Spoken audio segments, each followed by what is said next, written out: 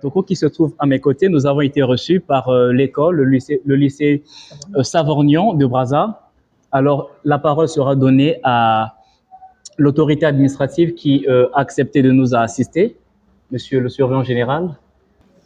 Merci, Monsieur le modérateur. Chers élèves, bonjour.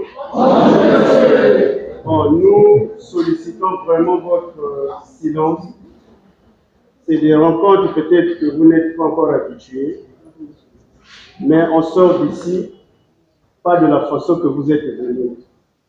On sort souvent de ces rencontres avec une valeur ajoutée. Donc, vous devrez être attentifs en écoutant notre cher écrivain, Prince Matoko, qui va exposer sur son livre, le livre de ma grand-mère.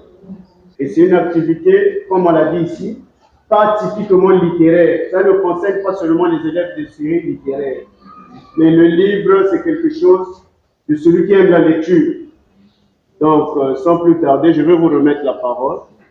Le lycée Savorgnan de Brazza vous souhaite simplement la bienvenue dans ce que vous allez faire. Merci beaucoup. Merci pour ces mots de bienvenue, chers participants, pour ne pas dire uniquement chers élèves. Chers participants, si nous sommes là, c'est parce qu'il y a un homme qui a bien voulu nous présenter quelque chose. Je dis quelque chose parce que je cache encore la chose, si bien que la chose en question est déjà visible. Alors, nous sommes ici pour qu'un livre soit présenté.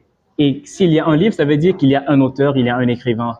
Je crois que pour vous qui êtes encore élève, c'est presque un mythe pour vous de voir un écrivain parce que vous avez toutefois lu des auteurs presque déjà morts ou encore des auteurs qui sont toutefois à l'étranger. Mais avoir en face de vous un auteur congolais qui partage votre géographie, qui partage votre sol, votre air, est présent dans cette salle, Monsieur Prince Arné Matoko. Les élèves sont en face de vous, les participants sont là en face de vous. Alors tout d'abord, c'est vrai, vous êtes auteur. Toute chose a un commencement. Quel est peut-être, voilà, c'est une question qui revient sans cesse. Quel est ce livre qui, pour la première fois, vous a donné l'identité d'écrivain? Merci, monsieur le modérateur. Tout d'abord, je voudrais dire bonjour aux élèves. Bonjour. Bonjour. Alors, c'est pour moi un plaisir, s'il vous plaît, c'est un plaisir de me retrouver ici parce que ce n'est pas pour rien que j'ai choisi ce lycée. J'ai choisi ce lycée tout simplement parce que quand j'étais étudiant, pour ceux qui deviennent étudiants, je vous le souhaite, j'étais non loin de votre lycée, j'étais à la faculté de droit. Et à la fac de droit, je ne peux pas passer à la fac de droit arriver à faire passer par ici. C'était un chemin obligatoire. Donc, j'ai des souvenirs, des très beaux souvenirs. Et d'ailleurs, quand je suis en deuxième année à la faculté de droit, j'ai pris près de 10 élèves de ce lycée qui étaient en terminale et que j'ai encadré dans mon centre d'encadrement en français, en philosophie. Et parmi les 11, il y avait 10 qui avaient satisfait. Un seul avait échoué cette année-là. Et je venais travailler dans l'une des salles de ce lycée. C'est pourquoi j'ai une profonde intimité avec ce lycée. Et quand j'ai décidé de faire la ronde des établissements scolaires, je n'ai pas hésité de porter mon choix dans votre lycée Savorgnan de Brazza. Ça met des applaudissements au moins.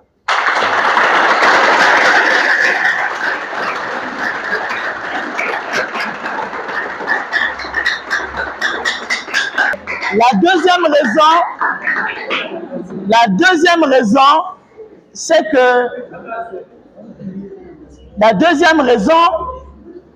que je sais que parmi vous, il y a ceux qui ont cette passion, cette vocation d'écrire un jour. Chacun de nous naît avec des dons, avec des talents. Donc moi, ma présence ici, c'est de susciter la vocation. Il ne faut jamais briser votre rêve d'enfance. Il ne faut jamais briser votre passion. Donc, mon premier livre, moi aussi, quand j'ai commencé à écrire, j'étais encore au collège. Entre la classe de 5e et 4e. Parce que j'avais cette soif. cette flamme qui brûlait en moi d'écrire. Et j'écrivais dans le cahier d'écolier.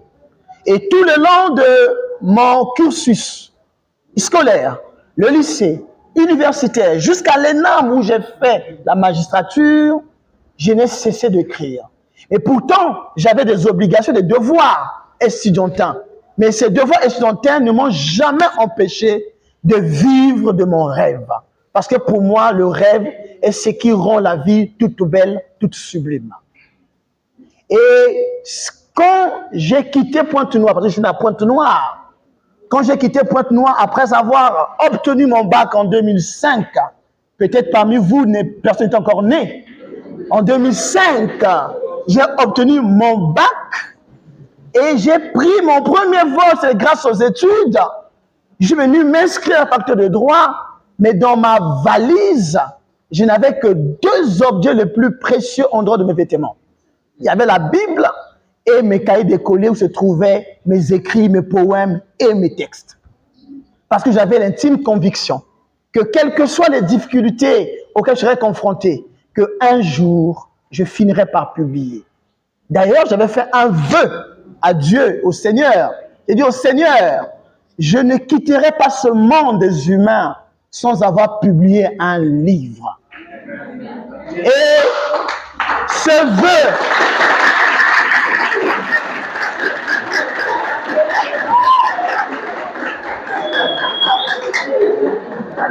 suivez, s'il vous plaît, ce sont des paroles de motivation. Ce vœu, quand on le fait avec sincérité, Dieu écoute.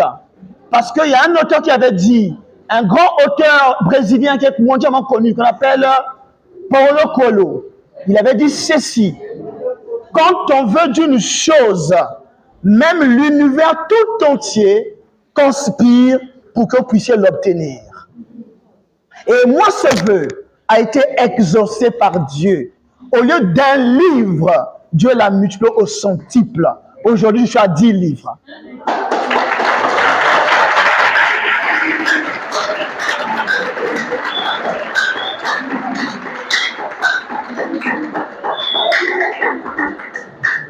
Et mon premier livre, je l'ai écrit en 2016. Mon premier livre en 2016, c'est un recueil de poèmes. De 2016 à 2026, ça me fera 10 ans que je suis écrivain.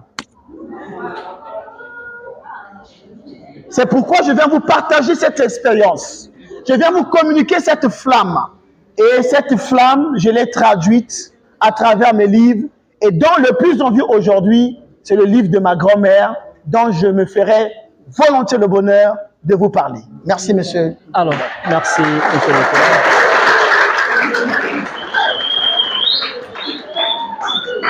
Alors, merci à vous de manifester cette énergie. Moi, j'ai des questions que je poserai à l'auteur. Ce sont des questions qui vont vous aider aussi à construire les vôtres. À travers ce que vous entendrez de la bouche de l'auteur, vous aurez toujours certainement des questions à poser. Alors, pour ceux qui sont peut-être un peu croyants, encore chrétiens comme moi, dans la Bible, on dit qu'au commencement était la parole.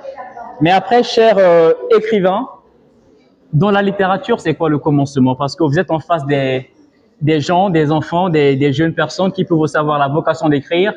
Et en écoutant que vous êtes écrivain, je crois qu'à l'instant présent, il y a ceux qui vous prennent déjà pour un dieu, pour quelqu'un de mystique en quelque sorte. Oui. Alors, ils auront peut-être envie d'entendre comment commence un livre, comment on écrit un livre, comment transformer une idée en un livre, une pensée, une histoire en un livre. Ce sont de très bonnes questions. Comment on écrit un livre? Au commencement, pour l'écriture, était la pensée. La parole transformée en écrit. Et quand on écrit, c'est que ceux qui sont nés avec ce don savent que, en réalité, vous n'avez pas vous-même la volonté d'écrire, mais c'est comme une force surnaturelle qui vous saisit, qui vous emporte et qui vous dicte ce qu'il faut écrire. D'ailleurs, la littérature, à l'époque, on parlait de l'inspiration comme la muse. La muse, c'est cet esprit qui habite chaque artiste, chaque créateur, chaque écrivain et qui lui dicte ce qu'il faut écrire.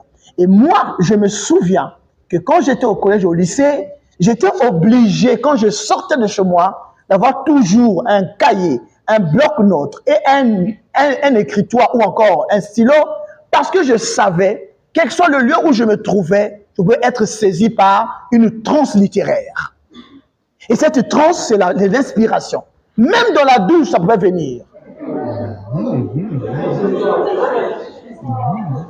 Même dans la douche, ça pouvait venir. L'inspiration, s'il vous plaît, l'inspiration est plus forte que notre propre volonté. L'inspiration est plus forte que nos propres désirs. Et quand elle arrive, si elle s'est passée, elle ne reviendra plus de la même manière. D'ailleurs, il y a un philosophe qui avait dit, on ne se baigne pas 2 fois dans un même fleuve. Alors, chers participants, votre attention est toujours la chose la plus souhaitée. Nous sommes ici, c'est une activité intellectuelle et l'objectif est que notre passage ou encore le passage de l'auteur Prince Arné Matoko laisse en vous des empreintes qui marqueront votre vie. Si j'ai peut-être pris telle voie, c'est parce qu'un jour, en mardi, voilà, 20 mai, il y avait eu dans notre école le passage d'un écrivain et voilà, ça m'avait quand même chamboulé, bouleversé positivement. Alors, cher auteur, c'est vrai, vous avez dit que tout commence par une idée qui finalement se transforme par écrit. Pour écrire, c'est vrai, ça demande peut-être certaines capacités linguistiques, grammaticales. Quels conseils pouvez-vous encore donner là-dessus? Alors, si j'ai un conseil à donner à ceux qui aspirent à l'art d'écriture, il faut d'abord commencer par aimer le livre. On ne peut pas être écrivain sans avoir l'amour du livre. Le livre, c'est cet instrument, cet outil indispensable, non seulement de transmission des connaissances, de savoir, mais aussi de transformation de soi. Ça vous transmet, ça vous transforme et ça vous offre des armes qui vous permettent de comprendre comment on peut découvrir le style et qu'on peut écrire. On ne peut pas devenir écrivain sans aimer la lecture. C'est pourquoi Napoléon disait, c'est en forgeant qu'on devient forgeron. Donc je vous invite premièrement à aimer le livre. Je sais qu'aujourd'hui, avec l'assaut des réseaux sociaux, avec le téléphone, avec WhatsApp, avec Facebook, on passe à côté de l'essentiel, mais on passe notre temps à ce qui est inutile. Ce qui est plus important, si vous voulez former votre personnalité, de devenir écrivain, commencez à lire. Mais que faut-il lire? Il faut lire les thématiques qui vous intéressent d'abord. Il faut lire des grands écrivains qui ont marqué l'histoire de la littérature, que ce soit en France, que ce soit aux États-Unis, mais surtout au Congo, pour comprendre notre environnement à la fois littéraire et social. Moi, par exemple, il ne se passe pas un jour sans que je ne lise. Et je me souviens quand j'étais au collège, j'ai été élevé par ma grand-mère, dont je fais honneur ici. Ma grand-mère était une simple commerçante, analphabète, mais qui aimait les études parce qu'elle m'encourageait à faire les études. Et pour m'encourager davantage, elle me donnait chaque jour pour mon transport une somme de 1500 francs CFA. J'étais comme un enfant gâté. Et je l'ai dit dans mon livre, une grand-mère qui m'a aimé, qui m'a choyé. Et quand je savais que j'aimais les livres, je pouvais faire la ligne 12, entre parenthèses. Je pouvais marcher de Mbota, un quartier périphérique, jusqu'au centre-ville où je fréquentais au collège LTG, parce que je savais que devant l'hôpital général Adolphe à Cissé, il y a des gens qui vendent des livres comme chez vous ici. Et bibliothèque. Mais qu'en est-il aujourd'hui des élèves?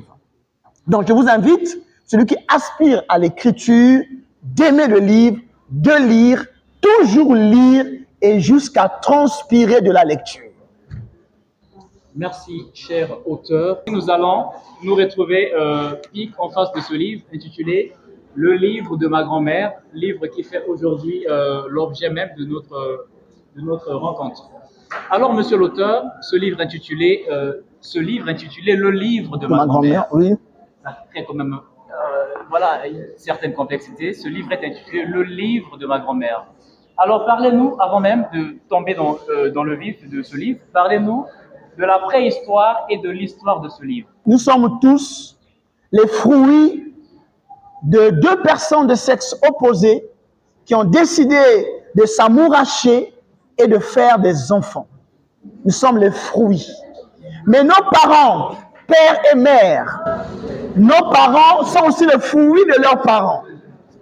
Si ma grand-mère n'avait pas existé, je n'aurais pas eu ni ma mère ni mon père. Parce que j'ai eu deux grands-mères formidables, du côté maternel et du côté paternel. Et pendant que j'étais à Pointe-Noire, mon père, paix à son âme, était en train de pousser ses études ici à Brazzaville. Donc nous étions un peu éloignés. C'est ma grand-mère qui m'a élevé. Non seulement elle m'a élevé avec amour, avec sollicitude, mais elle m'a inculqué des valeurs. Comment se comporter dans la vie, comment se comporter dans la société et comment résister à toute épreuve lorsque nous sommes confrontés à des difficultés. Ma grand-mère, j'ai eu l'occasion de discuter avec elle et surtout, elle me donnait de très bons conseils. C'est pourquoi toute ma réussite, en réalité, je la dois à mes grands-parents. C'est pourquoi quand j'ai décidé d'écrire des livres, j'ai dit, je serais le petit-fils le plus ingrat de la terre si je ne faisais pas hommage et honneur à ma grand-mère. Il fallait lui consacrer un livre. Or, un livre, c'est le moyen le plus indispensable pour immortaliser une personne. Il y a ceux qui écrivent pour leur père, d'autres pour leur mère, d'autres encore pour leurs enfants. Et moi, j'ai choisi ma grand-mère. Malheureusement, quand j'ai reçu dans la vie, quand j'ai pris ce livre, elle n'était plus de ce monde. Ma grand-mère maternelle. Mais ma grand-mère paternelle existe encore. Elle aussi, elle est dans ce livre. Elle se trouve à Pointe-Noire. Elle a 88 ans aujourd'hui. Vous comprenez? Le fait et le bonheur, le privilège d'avoir des grands-parents, mais qui vous inculquent des valeurs. Alors, merci monsieur l'auteur. Toujours pour rester dans ce livre, intitulé « Le livre de ma grand-mère », vous mettez en valeur votre grand-mère. C'est un livre qui, en quelque sorte, honore la gente féminine. Tout à fait. Quelle est pour vous l'importance d'avoir dans une société des femmes intelligentes? Alors, au-delà de ma grand-mère, en réalité, je rends hommage, honneur à toutes les femmes. À toutes les femmes. Parce que moi, quand je parle de la grand-mère, je parle de la femme. Une femme qui ne savait ni lire, ni écrire, mais qui avait la sagesse de savoir comment se conduire dans la société et comment discipliner ses enfants et ses petits-enfants et comment leur donner l'envie d'aller plus loin. Mais au-delà d'elle, il s'agit de toutes les femmes, quelles que soient les civilisations, quelles que soient les nations ou les pays, mais qui ont le sens du courage, le sens de la volonté, le sens de la résilience. Et vous qui êtes ici, les jeunes dames, croyez en vous. Vous êtes l'avenir. Vous êtes la sémence de ce pays. Vous êtes celle sur qui nous pouvons compter parce que sans vous, la vie est comme un océan sans sel. La question, en fait, j'aimerais savoir ce qui vous a inspiré à écrire ce livre et quel est le message caché dans ce livre. Ce qui m'a inspiré, c'est le courage et le sens de responsabilité de ma grand-mère ou de mes grands-parents. Je me suis dit que la vie n'est pas toujours facile. La vie n'est pas un gâteau qu'on vous offre sur un plateau d'or. La vie est parfois semée d'embûches. Mais ces embûches, ces difficultés, il faut nourrir et cultiver des valeurs pour mieux les affronter. Et j'ai vu ma grand-mère à l'œuvre, malgré les difficultés, sortir chaque matin pour aller vendre au marché. Et vous ne pouvez attendre que le soir pour avoir un repas copieux afin d'assouvir votre faim. J'ai vu cette femme sortir pendant la saison sèche et rentrer parfois épuisée, mais parce qu'elle voulait que les gens vivent et se nourrissent. Et j'ai dit, cette femme mérite plus que ce que la vie lui a donné. Elle mérite d'être immortalisée. Et quel est le message caché? Le message caché, il est simple. Le message est simple. On peut partir de zéro pour devenir un héros. La vie n'est pas toujours facile, mais il ne faut pas se dire que vous êtes zéro. Vous n'êtes pas zéro. Vous êtes des gens qui ont des valeurs, vous êtes des gens qui sont capables de surmonter même les montagnes. Il faut croire en vous, parce que ce livre, c'est aussi un livre de motivation, un livre aussi d'éducation, un livre qui peut vous permettre de trouver votre propre chemin de la vie. Très bonne question aussi. Combien de temps peut prendre un écrivain? C'est 1 année, le minimum. Mais le maxi dépend des circonstances, de l'intérêt que vous apportez à ce livre et même de la nature de l'œuvre que vous voulez écrire. Je prends un exemple. J'ai 10 livres aujourd'hui. Mais parmi mes 10 livres, s'il y a un livre qui va être publié avant, c'est celui-là. Mais je l'ai gardé jalousement comme on garde ces prunelles-là. Parce que pour moi, d'après moi, c'était mon livre le plus intéressant. Donc, je l'ai écrit, si on peut le dire, madame, pendant plus de 30 ans. Parce que cette année, le 5 juin, j'aurai mes 43 ans. Ça veut dire, depuis le collège jusqu'en 2024, date de publication, je l'ai écrit pendant plus de 30 ans. Et si Dieu avait décidé de me retirer de la terre, je n'aurais pas vu le jour de ce livre. Mais heureusement, Dieu m'a gardé et je rends grâce à Dieu. La vocation. Maintenant, comment faire maintenant pour être un bon écrivain? Alors, comment faire?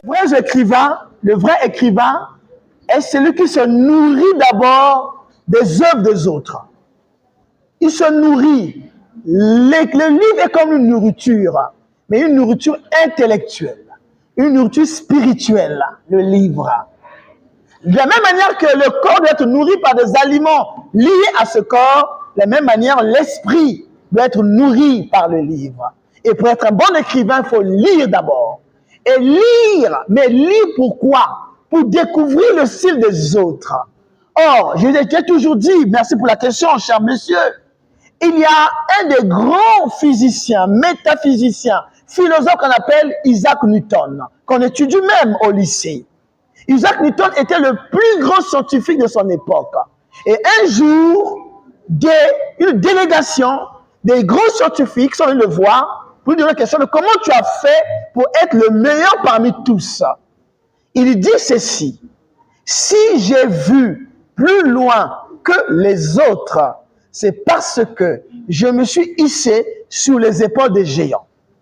La vraie question est de savoir qui est ton géant, qui est ton modèle. Tout dans chaque domaine, il faut avoir un modèle. Et dans la littérature, il faut avoir un modèle. Ce qu'on appelle la loi de l'imitation. Après l'imitation, il ne faut pas s'arrêter là. Parce que si tu imites Prince Matoko, tu ne seras pas un écrivain aussi aux questions de normes. Si tu imites par exemple Alain Maboko, on va dire, on lui écrit comme Alain Maboko. Il faut que tu crées ton propre chemin. Il faut que tu retrouves ta propre voie. Ce qu'on appelle l'originalité. Après l'originalité, il faut atteindre l'excellence. Voilà les 3 étapes, quel que soit le domaine de la vie, qu'il faut en réalité 3 principes fondamentaux. Il y a l'imitation, il y a l'originalité, et il y a l'excellence. C'est de contribuer à l'épanouissement de la société. Et pourquoi je crie?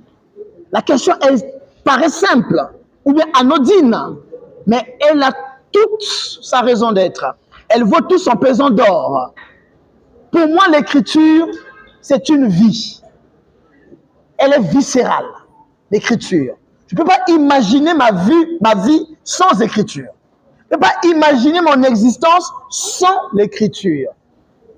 Donc pour moi, écrire, c'est vivre. Écrire, c'est exister. Et je crie pour exister. Une très bonne question.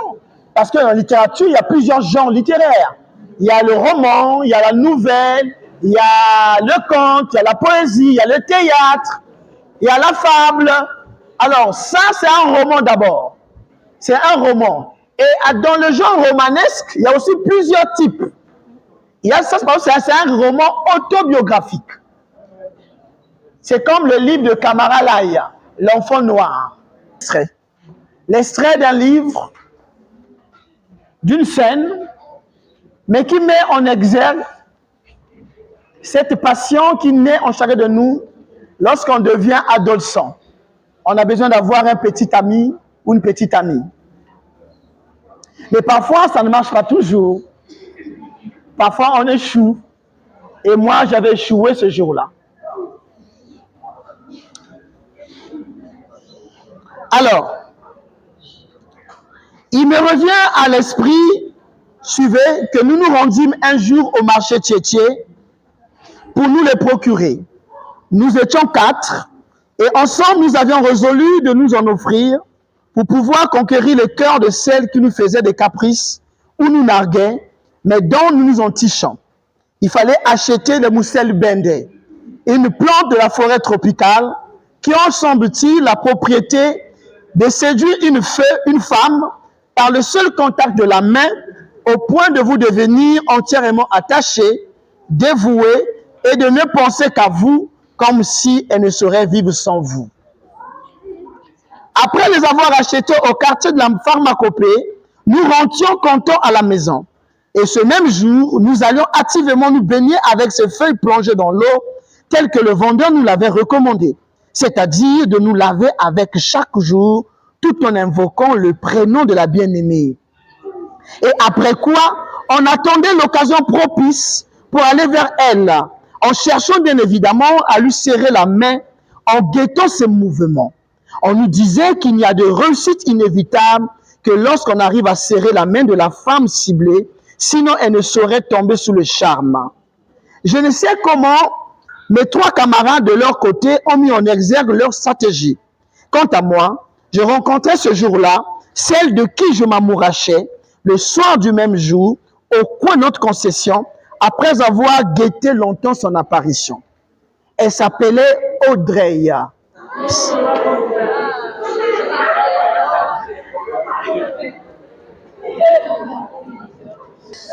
Elle s'appelait Audrey. C'était une jeune fille à la fois belle de visage et de taille. Puisqu'elle était convoitée par tous les garçons, il y avait donc une lutte acharnée entre nous pour savoir qui serait capable de l'emporter et de la conquérir enfin. Il y avait donc un véritable duel entre les mâles et chacun ne ménageait aucun effort pour la voir. Elle était vraiment belle, pour la vue de tous, la plus belle du secteur. Ce qui fait que tout le monde se ruait presque sur elle sans succès. Et elle aussi, comme elle se savait si belle et si convoitée, elle était si capricieuse, sans toutefois être insolente. C'est ainsi que pendant qu'elle avançait, je me sentais soulagé. J'étais franchement inondé de joie de la voir bientôt entre mes mains. Bientôt, elle était tout près de moi. Je me rapprochais plus près d'elle, l'air sérieux et triomphant, et lui tendis la main pour lui serrer la sienne. Elle hésita un moment, comme si elle trouvait mon comportement un peu bizarre, comme si elle avait à peine deviné mon intention. Mais à force d'insister, la main tendue toujours tel un bois sec, elle accepta enfin, un peu timidement. Mais une fois que je sentis la douce chaleur de sa main enfouie dans la mienne, je la laissai partir.